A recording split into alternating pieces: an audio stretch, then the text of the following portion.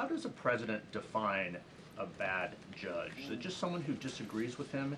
And is that a dangerous precedent in this case, because this is a temporary ruling from Judge Boasberg that he could ultimately rule in your favor? Is he setting up a standard here for calling for the impeachment of a judge who may ultimately rule on your side?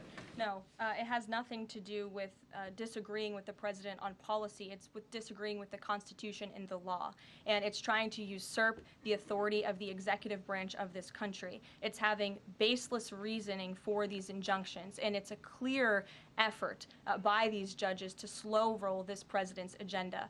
And if you just look at the injunctions that this president has faced, deporting foreign terrorists from our homeland, hiring and firing of executive branch employees, which when the president is the executive of the executive branch.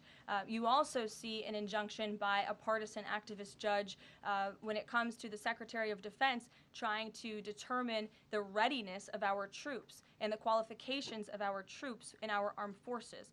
Does a single district court judge really have more authority over the Commander-in-Chief and the Secretary of Defense to determine who should serve in our United States Armed Forces? Absolutely not. Anyone who has taken a basic civics lesson can understand that, and it's ridiculous lawfare that we are witnessing. And it's.